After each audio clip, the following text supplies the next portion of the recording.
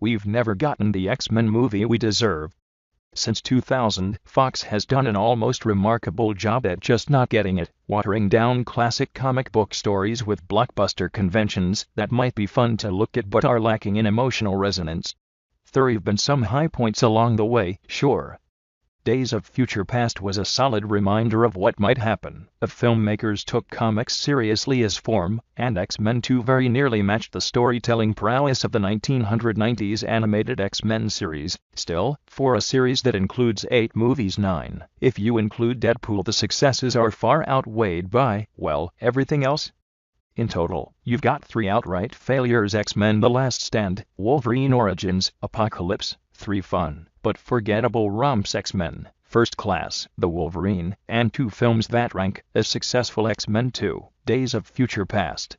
That's not a great record for one of the most important comic book franchises of all time. Logan, however, represents a new standard, not just for this franchise, but for comic book movies as a whole.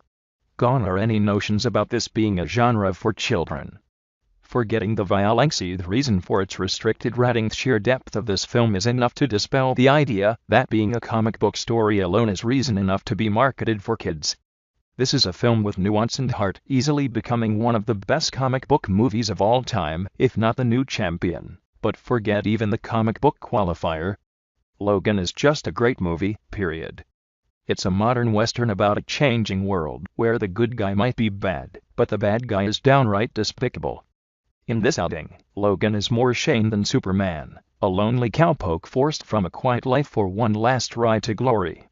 It's a timeless parable about aging out and moving on, and confronting the demons that haunt us, unrestrained from the rest of the X-Men franchise or either of its 2 timelines. Logan ventures boldly into new territories.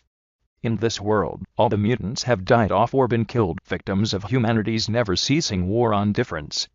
Logan Hugh Jackman lives a lonely life as a limo driver, mostly eschewing his Wolverine persona if he can. Has old and battered, even his claws don't unleash as easily as they used to. As undignifying as his new position is, he does it out of love for his former teacher, Professor Xavier Patrick Stewart, whose once amazing power suffers as his mind descends into dementia.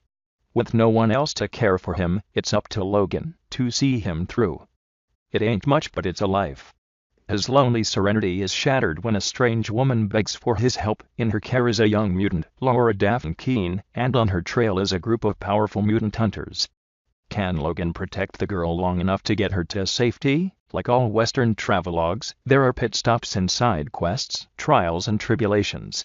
Here, they all serve towards casting further darkness on an already dark world. This is a dystopian world full of hate and strife. The little man can't get a foot down and the powerful walk tall. The shadow of history hangs heavy over this world, and it's to the narrative's benefit that it's a history we don't know. Answers are in short supply. We don't know what happened between Apocalypse and now to lead us to this point, but ultimately it doesn't matter.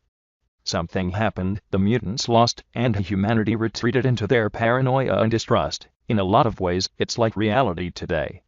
It could be argued that Logan is the first real post-9/11 parable we've gotten in, that it explores how society changes in the wake of traumatic disaster. Even if the disaster is unsaid, the taint is all around us, altering the perception of the world. In this world, the mutants suffered. Fire gone now, victims of time and malice, and in their place lies only darkness. Sorrow infects everything within the narrative, but it's the sorrow of moving on. Like all old men who've outlived their friends and family, Logan has difficulty understanding his purpose, which serves as a stark contrast to the anarchistic ruffian of movies past. In a world that's eradicated mutants, he can't even be Wolverine. He's just a sad old man. But the purpose of old men is to usher in the new class, and Laura is definitely that. She's genetically engineered, near feral, and doesn't take any shit. Fox would be foolish not to use this to their advantage. Until now, the X-Men series has gone stale with repetition, and new blood is desperately needed. How many times can we see Xavier and Magneto have the same philosophical debate? How many times must we sit through Cyclops' unabashed douchebaggery? Do we really fucking need another Phoenix saga? the makings of a new franchise, another in-universe reboot they've been given to Fox by co-writer-director James Mangold, and it represents an intriguing new possibility for the entire saga. In this way, it's truly a passing of the baton. Laura is quickly to become everyone's new favorite, supplanting even Wolverine himself. Her youth might present a problem for franchise possibility, but that doesn't stop Keen from being the most interesting thing about any X-Men since, well, ever. What's truly surprising is how great she is with so little. For at least half the movie she utters no words, emoting instead with just expressions and grunts. Even with just this, she's easily the greatest character that's been yet introduced in the entire series. Meanwhile, she stands toe-to-toe with our veterans, Jackman and Stewart, both of whom push their signature roles to exciting new places. This feels like the version of Wolverine Jackman has always longed to play, and his 2.25 hours here justifies the existence of everything that came before it. Hess raw, vulnerable, and intense. Stewart, meanwhile, successfully does what he's never been able to do for the first time ever. I looked at him and didn't see Captain Picard. No, he wholly inhabited this role, and delivers what might be the performance of the year. As great as they all are, in the end it lands in the lap of Mangold. His is the most solid and interesting perspective on the X-Men that we've ever seen cinematically, and Fox would do well to just hand the creative reins over to him. Shared universes do best under the control of a singular vision, and vast differences between the MCU and the DCEU prove this, and no one but he has gotten this universe right thus far. Not Bryan Singer. Not Simon Kinberg. His is the new gold standard, the Mangold standard, if you will, and not even Sorito, which all X-Men movies should be held, even if they don't hand it over. At least we have Logan, which is as close to perfection as comic book films have yet gotten. Any quibbles I have are minor at worst. It nearly overstays its welcome at 2 hours and 15 minutes. The last act is a bit rushed. There are 1 or 2 minor tangents, though even those tangents end up paying off in the long run.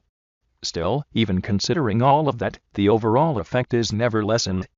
Add it all up, you've still got an amazing cinematic experience that may just end up as one of the best movies of 2017.